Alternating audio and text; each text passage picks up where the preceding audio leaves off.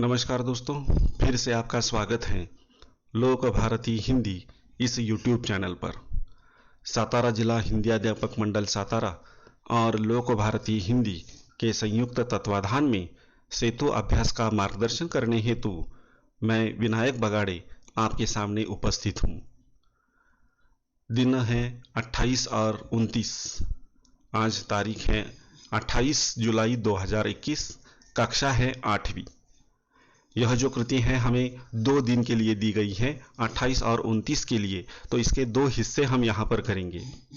इसका क्षेत्र दिया है भाषा अभ्यास, कौशल अथवा योग्यता दी है लिखने में सक्षम होना, और संबोध है अविकारी शब्द के भेद। इसमें देखिए, सबसे पहले अपेक्षित कौशल दिए हैं। छात्र पाठ्य पुस्तक को पढ़ेगा और व्याकरण के घटकों का आवश्यक ज्ञान प्राप्त कर उसका उपयोग करता है। अपेक्षित कौशल है यह। आओ पता करें। अध्यापक छात्रों को बोर्ड पर लिखे उदाहरण पढ़ने के लिए कहेंगे। अब यहाँ पर यही हमारा बोर्ड है। यहाँ पर 3 उदाहरण दिए हैं, 3 वाक्य दिए हैं। लड़की आज नहीं आई। दूसरा वाक्य है लड़का आज नहीं आया। और तीसरा वाक्य है लड़के आज नहीं आए। इसमें देखिए, पहले वाक्य में लड़का यह शब्द एक वचन पुल्लिंग शब्द है, लड़की यह एक वचन स्त्रीलिंग शब्द है, और लड़के यह बहुवचन शब्द हैं। तो यहाँ पर देखिए, इनकी विशेषता देखते हुए जिन शब्दों के रूपों में कर्ता के लिंग, वचन और क्रिया के काल के अनुसार कुछ भी परिवर्तन नहीं होता है, उन शब्दों को अव्यय कहते हैं। तो ये जो 3 वाक्य हैं, इन 3 वाक्यों में देखिए, लड़की आज नहीं आई, लड़का आज नहीं आया, लड़के आज नहीं आए। इन 3 वाक्यों में एक वचन पुल्लिंग, एक वचन स्त्रीलिंग, बहुवचन होने के बाद भी किसी भी प्रकार का असर या परिणाम उस शब्द पर नहीं हुआ है। वह शब्द है यहाँ पर आज। यह शब्द देखिए, इस शब्द में किसी भी प्रकार का परिवर्तन नहीं हुआ है, बदलाव नहीं हुआ है। इसीलिए ऐसे शब्दों को अविकारी शब्द या अव्यय शब्द ऐसा कहा जाता है, और वही परिभाषा यहाँ पर दी हुई है। जिन शब्दों के रूपों में कर्ता के लिंग, वचन और क्रिया के काल के अनुसार कुछ भी परिवर्तन नहीं होता है, उन शब्दों को अव्यय कहते हैं या अविकारी शब्द कहते हैं।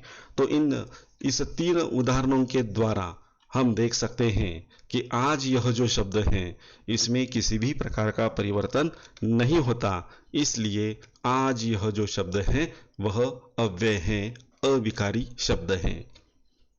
आओ सक्षम बने। अविकारी शब्द के भेद उदाहरण और परिभाषा से छात्रों को समझाए हैं। अविकारी शब्द के भेद, पहला भेद है क्रिया विशेषण अव्यय, दूसरा है संबंध सूचक अव्यय, तीसरा है समुच्चय बोधक अव्यय, और चौथा है विस्मयादि बोधक अव्यय। ऐसे 4 प्रकार अविकारी शब्द के हैं। इन प्रकारों की परिभाषा तथा उनकी विशेषता तथा उसका उदाहरण यहाँ पर नीचे दिया गया है। पहला है क्रिया विशेषण अव्यय। क्रिया की विशेषता बताने वाले अविकारी शब्द को क्रिया विशेषण अव्यय कहते हैं। जैसे कि क्रिया विशेषण, यह शब्द देखिए 2 शब्दों से बना हुआ है। एक शब्द है क्रिया और दूसरा है विशेषण।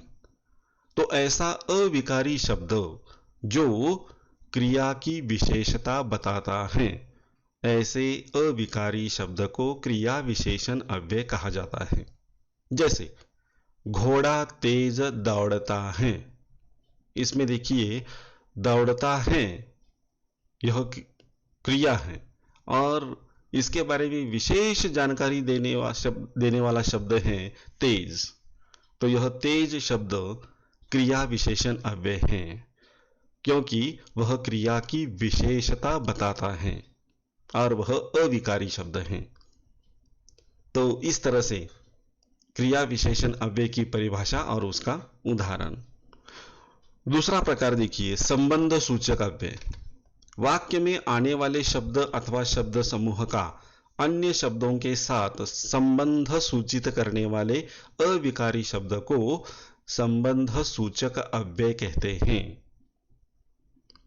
वाक्य में आया हुआ एक शब्द अथवा शब्द समूह उसका किसी दूसरे शब्द के साथ संबंध सूचित करता है। जैसे देखिए उदाहरण यहां पर दिया है, मोहन का घर मंदिर के पास है। तो यहां पर देखिए के पास, ये संबंध सूचक अव्यय है क्योंकि वह संबंध दिखाता है किसका, मोहन के घर का और मंदिर का, इसलिए वह संबंध सूचक अव्यय है। तीसरा प्रकार समुच्चय बोधक अव्यय। समुच्चय, इस शब्द का अर्थ ही होता है कि समुच्चय करना यानी इकट्ठा करना। दो वाक्यों को जोड़कर नया सार्थक वाक्य बनाने वाले अविकारी शब्द को समुच्चय बोधक अव्यय कहते हैं। कभी कभी दो वाक्यों को जोड़ा जाता है तो कभी कभी दो शब्दों को जोड़ा जाता है और इनको जोड़कर एक सार्थक वाक्य जिसका कोई अर्थ हो ऐसा वाक्य बनाया जाता है।